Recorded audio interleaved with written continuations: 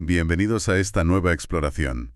Hoy tenemos entre manos un fenómeno que es realmente curioso. Sí, bastante. El increíble regreso de Let Down, una canción de Radiohead, fíjate, del 97. ¿Tela? ¿Del 97? Casi 30 años después, de repente, pues irrumpe en la lista Billboard Hot 100. Es un hito que la banda no alcanzaba desde hacía 17 años. ¿Ya ves? Y lo más llamativo es que no ha sido cosa de marketing ni nada parecido. No. Ha sido un movimiento totalmente orgánico, masivo, en TikTok. El hashtag #LetDown tiene, cientos de millones de visualizaciones. Es algo extraordinario. Totalmente extraordinario. Y yo creo que va mucho más allá de ser solo, una canción viral más. Ajá. Lo que estamos observando, o al menos lo que sugiere el análisis que usamos de base, el que se titula El eco anímico de Let's Down, de la decepción a la trascendencia. Sí. Es que lo describe como un eco anímico. Es como si millones de personas estuvieran, suspirando a la vez, ¿sabes? Un suspiro colectivo. Eso es, una expresión colectiva de, de sentirse defraudado, de alienación también, pero, y esto es lo fascinante para mí, también de una búsqueda casi sin querer de algo más, de trascendencia. Exacto, ese es el núcleo. Nuestra misión hoy es justo esa, usar esos extractos del análisis para intentar entender por qué esta canción en concreto, de hace casi 30 años, por qué ha colectado tan fuerte ahora. Precisamente ahora sí. Queremos explorar esa sensación de decepción, esa alienación tan de nuestros días, ¿no? Y esa búsqueda de algo más, esa trascendencia latente que parece que se refleja en el fenómeno viral. Uh-huh. Vamos a desgranar la canción, cómo se extendió, ¿no? Como la pólvora en lo digital y qué interpretaciones más profundas sugiere este análisis. Pues el recorrido que propone el análisis es bastante claro, la verdad. Primero nos vamos a meter de lleno en la estructura, ¿no? El sonido, la letra de la canción original y también de la versión esta que lo ha petado en redes. La versión viral, sí. Luego examinaremos un poco las fuerzas sociales, psicológicas, ¿no?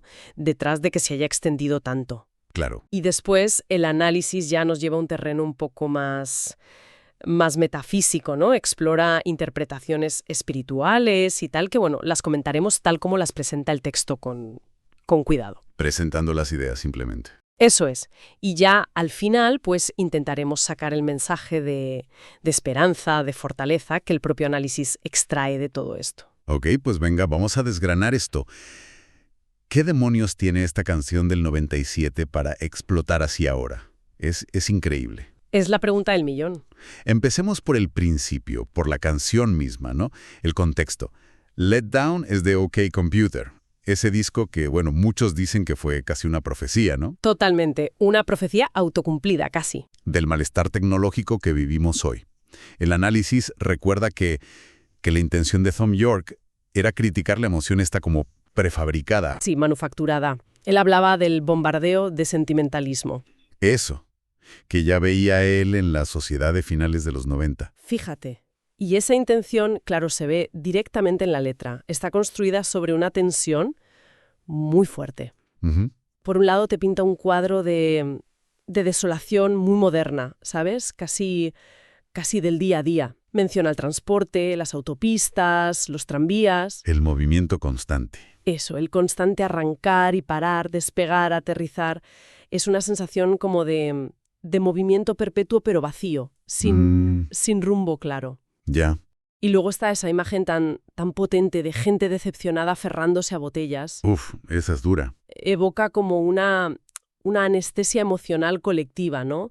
Una desesperanza así sorda. Sí, es una imagen muy gráfica, la verdad. Casi puedes sentir esa atmósfera gris. Pero fíjate, justo en medio de esa atmósfera, el análisis dice que hay un choque de dos metáforas centrales. Ajá. La primera es demoledora. Aplastado como un insecto en el suelo. ¡Buf! Es la máxima expresión de impotencia, ¿sabes? De deshumanización.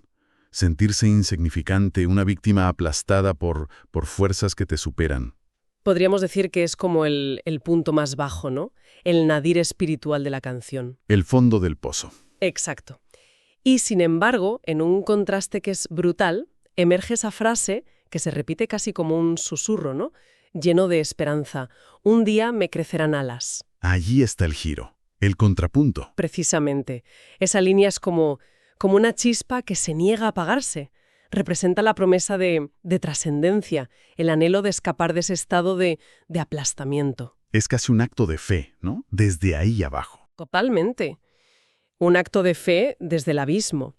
Y según el análisis, el verdadero poder del letdown no está solo en la tristeza en sí, sino en esta tensión constante que no se resuelve entre la desesperación más absoluta y esa esperanza que es casi irracional. La lucha interna. Es la lucha interna lo que resuena. La gente se identifica con lo del insecto, claro. ¿Quién no se ha sentido así alguna vez? Sí. Pero a la vez se aferra a esa posibilidad de las alas. Se identifica con ambas partes. ¿Y la música? La música parece que está hecha a medida para envolver esa dualidad. Recuerdo esas capas de guitarras, los arpegios esos que suenan como en compases distintos a la vez. Sí, sí. Crean un efecto que es precioso, pero también un poco desorientador, ¿no? Como estar perdido en algo bello, pero que no acabas de entender. Exacto. El análisis menciona esa arquitectura musical como clave. Describe cómo esas guitarras que se entrelazan generan un paisaje sonoro que refleja justo eso, esa sensación de estar atrapado en algo complejo, fascinante y a la vez abrumador. Algo más grande que tú. Eso es. Se cita la influencia del muro de sonido de Phil Spector y el detalle, que a mí me parece muy curioso, de que se grabó de madrugada, a las 3 a.m. A las 3 de la mañana. Sí, en un salón de baile vacío. Y eso le da esa cualidad como etérea, ¿no? Casi onírica, profundamente melancólica. Además, creo recordar que juega mucho con los acordes. No es una tristeza obvia. No, para nada. Armónicamente es muy interesante. El análisis destaca que usa sobre todo acordes mayores, que en principio podrían sonar alegres, ¿no? Claro. Pero los combina de tal manera y los perfora, dice el análisis, con acordes menores justo en momentos clave, como al hablar de decepción, claro, que el resultado es esa tristeza hermosa, esa melancolía agridulce tan de Radiohead, ¿no? Tan característica, sí. Vale, entonces tenemos la canción original, compleja, introspectiva y llena de matices. Pero la chispa que prendió el fuego viral fue una versión posterior, ¿verdad? Ahí es donde entra McLaren. Correcto. Y aquí es donde, como dice el análisis, la cosa se pone realmente interesante. A ver. La versión de McLaren, que es de 2025, ojo, no es una simple cover, es una transformación, donde Radiohead te ofrecía una exploración, pues eso, interna, casi íntima. ¿Más recogida? Loren lo que presenta es una externalización grandilocuente. Cambia la instrumentación de rock alternativo por lo que el análisis llama una vibra orquestal épica. Casi como la banda sonora de una peli dramática, ¿no? Justo eso. Convierte ese conflicto emocional, que en la original es interno y sutil, en una experiencia cinematográfica, casi monumental. Impactante. La orquestación actúa, según el análisis, como un potentísimo traductor emocional. Simplifica la complejidad, ¿sabes? Y la entrega de forma directa, muy accesible para una audiencia masiva que está acostumbrada al lenguaje emocional más directo del cine o de los videojuegos épicos. Claro, para plataformas como TikTok, donde el impacto tiene que ser en segundos. Exacto. Este arreglo ofrece un atajo a la tristeza épica o a la lucha profunda. Es como una carga emocional concentrada y optimizada para el consumo rápido y viral. Y eso explica entonces cómo se propagó, ¿no? La tendencia en TikTok y en Reels era usar fragmentos sobre todo de esta versión orquestal. Sí, sobre todo de esa. Para acompañar vídeos muy personales. Gente mostrando sus luchas, momentos de vulnerabilidad, desamor, a veces simplemente paisajes solitarios que te evocaban esa melancolía. Uh-huh. Y también hubo mogollón de edits de fans, usando escenas de pelis o series que pegaban con ese rollo, ¿no? Amplificando el drama. Y no podemos olvidar, como señala bien el análisis, un catalizador cultural que ya estaba ahí antes. El uso de la canción original en la serie de Bear. Ah, es verdad, de Bear. Eso ya había asociado la canción, en la cabeza de mucha gente, con una lucha interna, pues muy auténtica, muy contemporánea. Claro, le dio una nueva vida. Y luego, pues nada, el algoritmo de TikTok hizo su magia. Vio la interacción brutal que generaban estos vídeos, likes, comentarios, compartidos, La bola de nieve. y empezó a mostrarlos masivamente en la página para ti de millones de usuarios. Y ahí tienes la tormenta viral perfecta. Pero más allá del algoritmo hay una psicología interesante detrás, ¿no? De por qué conectó tanto. Sí, el análisis profundiza en esto y cita la conocida paradoja de la tristeza placentera. Suena raro, ¿no? Tristeza placentera. Parece contradictorio, sí. Pero piensa, cuando estamos tristes, escuchar música triste a menudo nos reconforta. Sí, es verdad. Te sientes como comprendido.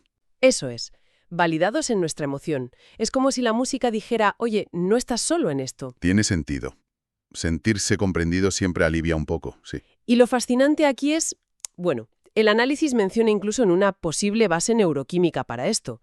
Sugiere que la música melancólica podría hacer que liberemos prolactina. Prolactina. Sí, una hormona que nuestro cerebro asocia con el consuelo, con la empatía. Sería como recibir un abrazo químico a través de los oídos, por así decirlo. Qué curioso. Así que la tendencia no era solo consumir música pasivamente. Se convirtió en una herramienta activa. La gente la usaba para procesar sus propias emociones. Para gestionar, claro. Y al compartirlas, se creaba un bucle. Ves a otros sintiendo algo parecido, te sientes validado, compartes tu versión, validas a otros. Una especie de melancolía comunitaria que, paradójicamente, resultaba consoladora. Es como si TikTok de forma inesperada se hubiera convertido en una especie de plaza pública moderna para una catarsis colectiva. Totalmente. Participar, ya sea creando un vídeo o simplemente interactuando, ¿no?, con los de otros, pues unía a millones de personas en una comunidad global, bueno, efímera, pero conectada por una emoción compartida. Una purga masiva. Sí, una purga masiva de sentimientos negativos, que de alguna manera traía alivio. Un modo de decir, yo también me siento así sin palabras, encontrando consuelo en esa soledad compartida que mencionabas antes. Y el análisis interpreta este fenómeno como un posible síntoma de algo más profundo. Una carencia en nuestra sociedad actual de espacios físicos, ¿sabes? Espacios seguros para la expresión emocional auténtica. Faltan lugares para eso, ¿no? Eso parece sugerir. Si conectamos esto con el panorama general que describe el texto, vemos algo irónico, ¿verdad? A ver.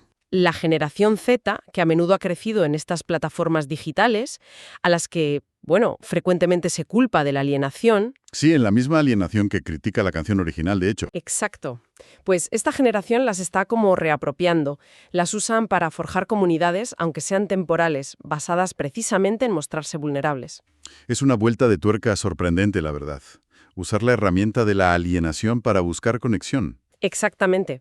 El análisis subraya cómo gran parte del contenido viral se centra en el dolor personal y en la necesidad de conectar. Por eso argumenta que la viralidad del letdown no es solo, pues eso, una moda pasajera. Hay algo más. Es un síntoma de un hambre social real, un hambre de resonancia empática, una necesidad que parece que no está del todo satisfecha fuera de las pantallas. La tendencia funciona casi como un mecanismo correctivo espontáneo. Usar el veneno de la posible alienación digital para crear un antídoto de conexión comunal, basado en la emoción compartida. Eso es. Hemos cubierto las raíces musicales, la expansión sociodigital, tal como las presenta el análisis. Pero el material fuente va un paso más allá, ¿no? Se mete en interpretaciones que van a un nivel más abstracto, quizá. Así es. El análisis dedica una parte importante a explorar lo que llama una dimensión, metafísica o espiritual del fenómeno. Ojo con esto. Sí, es importante aclarar que esto se presenta como una interpretación que ofrece el propio texto, ¿vale? No como una afirmación factual ni nada parecido. Simplemente exponemos lo que dice el análisis. Exacto. Desde esta perspectiva, se sugiere ver la música no solo como arte, sino como portadora de una energía vibracional, una energía capaz de influir en la conciencia colectiva. Let Down, en este marco interpretativo, se convierte en un evento de resonancia vibracional a gran escala. Resonancia vibracional. Sí, la idea de que la canción, por sus cualidades, ha logrado como sintonizar el estado anímico de millones de almas a la vez. Y dentro de esa resonancia, el análisis distingue dos corrientes opuestas, ¿verdad? Usa términos bastante llamativos. Sí, presenta un marco dualista. Por un lado, describe lo que denomina la demonología de la desesperación. Suena fuerte. Lo es.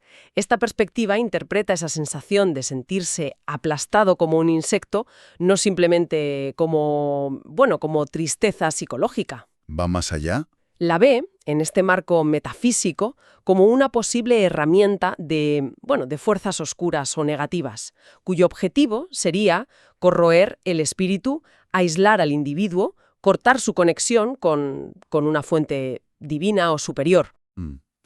Letras como histérico e inútil, según esta lectura, articularían ese objetivo, convencer al alma de su propia insignificancia. La viralidad masiva, desde este punto de vista tan específico del análisis, podría incluso, interpretarse como un posible contagio espiritual que amplifica esa desesperanza colectiva. Es una interpretación intensa, desde luego. ¿Y cuál es la contraparte? El otro lado de la moneda. La contraparte es lo que el análisis llama la angelología de la esperanza, y se centra, claro, en la línea clave. Un día me crecerán alas, la línea de luz. Exacto. Esta línea se interpreta aquí como una especie de intervención luminosa, un mensaje de esperanza plantado en medio de la oscuridad. Las alas, que son un símbolo casi universal de liberación espiritual, de trascendencia. Sí, en muchas culturas. Serían un recordatorio, insertado sutilmente a través del arte, de que el estado de aplastamiento es temporal y que en el fondo es antinatural para el espíritu humano. Sugiere que fuerzas benévolas o angélicas, como las llama, pueden inspirar o influir en el arte para introducir estos códigos de esperanza. Entonces, según esta lectura del análisis, la canción es como si encapsulara una lucha cósmica en miniatura. Algo así. Por un lado, la frecuencia del insecto aplastado, desesperación, aislamiento, opresión. Y por otro lado, la frecuencia del crecer alas. Esperanza, potencial de conexión divina, ligereza. Exacto. Y esto plantea una pregunta importante, que el propio análisis formula. ¿Qué significa que un fenómeno viral de esta magnitud contenga ambas frecuencias de forma tan potente? Buena pregunta. La interpretación que ofrece es que actúa como una especie de diapasón espiritual masivo. Un diapasón. Sí. Al resonar tan fuerte, obliga a cada oyente de forma subconsciente a posicionarse. ¿Con qué frecuencia resueno más? ¿Con la del aplastamiento o con la de la promesa de alas? Te hace elegir de alguna manera. Eso sugiere. Y la respuesta emocional tan abrumadora a nivel global indicaría, según este análisis, que la conciencia colectiva está lidiando muy intensamente con este conflicto interno. Estamos en esa ducha. La viralidad se convierte así en una especie de referéndum sobre el estado del alma colectiva.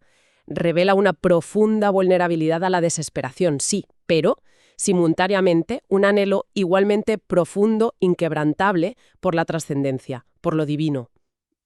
Ha sido un recorrido fascinante, la verdad. Hemos partido de una canción de rock alternativo de los 90. ¿Quién lo diría? Hemos visto su explosión inesperada en la era TikTok y hemos llegado hasta estas interpretaciones tan profundas que ofrece el análisis, viéndola como un eco anímico de nuestro tiempo. Entonces, a ver, ¿qué nos llevamos de todo esto? ¿Cuál es la conclusión o el mensaje principal que extrae el análisis al final? Pues mira, la idea central que el análisis parece querer subrayar es que la experiencia de sentirse defraudado, ¿no? Ese sentimiento del letdown que da título a la canción y que, parece que tantos comparten hoy, Sí, es muy común. aunque sea profundamente dolorosa, no tiene por qué ser un callejón sin salida. De hecho, la presenta como un punto de partida, potencialmente necesario incluso para el crecimiento espiritual. Un punto de partida. Introduce un concepto que a mí me parece muy interesante, lo llama resiliencia alquímica. Resiliencia alquímica. Suena potente, ¿sí? Lo es. Se refiere a una fuerza espiritual que no nace simplemente de la voluntad humana de aguantar, ¿sabes? Sino que se forja en la adversidad a través de la fe. La fe en algo superior, en una fuente divina. Transformar la dificultad. Exacto. El análisis menciona ejemplos arquetípicos, como la figura de Job, ¿no? Cuya fe se fortalece precisamente en medio de la pérdida y el sufrimiento extremos. Es la idea de transformar el plomo del sufrimiento en el oro de la fortaleza espiritual, la alquimia del alma. Y creo que también conecta esto con la sabiduría de tradiciones místicas, ¿no? Has mencionado a Rumi antes. Sí, el análisis recurre a la poesía mística de Rumi para ilustrar esta idea. Cita pensamientos como que el dolor, la sensación de separación, son en realidad el anhelo profundo del alma por regresar a su origen divino, a la unión con Dios. El alma que echa de menos su hogar. Algo así. Recuerda ideas de Rumi como que la verdadera seguridad se encuentra después de atravesar la dificultad, o que el sufrimiento es a veces necesario para romper las corazas del ego y permitir un renacimiento espiritual. Romper para reconstruir. Incluso la visión de la muerte, no como un final, sino como un amanecer hacia una realidad mayor.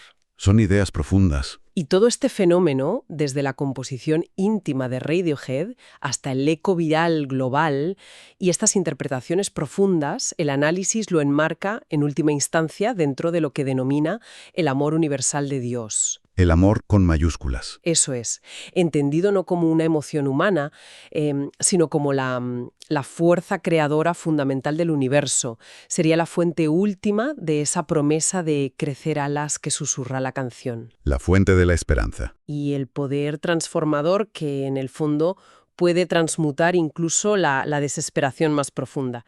Es la energía primordial que nos llama de vuelta y a la que, según esta visión, nuestra alma siempre anhela regresar. Así que a pesar de toda la melancolía inicial, el mensaje final que extrae el análisis es uno de esperanza en realidad. Una esperanza radical, podríamos decir, tal como la formula el texto. La idea de que incluso en un mundo que a menudo nos puede parecer, pues eso, decepcionante, alienante, Sí. existen mensajes divinos, de redención, de posibilidad, incrustados en los lugares más inesperados. Como una canción antigua. En una vieja canción de rock, en una tendencia viral de una red social, en la belleza melancólica del arte. Están ahí. Y la reflexión final, que parece dejar para quien nos escucha, es que quizás nuestra tarea individual es aprender a sintonizar conscientemente con esa frecuencia de esperanza. Buscarla activamente. A cultivar la fe en nuestras propias alas potenciales. Incluso y especialmente cuando nos sentimos más vulnerables, más aplastados. Justo ahí. El análisis cierra con una imagen poderosa. Por más oscura que parezca la noche, siempre hay un mensaje de esperanza, porque la noche avanzada significa que el día se acerca. Precioso. El viaje de sentirse defraudado, a sentir que te pueden crecer alas, es en esencia el viaje de regreso a casa, a la fuente de todo amor. Quizás la pregunta que queda flotando es esa, ¿no? ¿Cómo resuenan estos temas, esta tensión entre el insecto y las alas en la propia vida de cada uno? Ahí queda esa reflexión.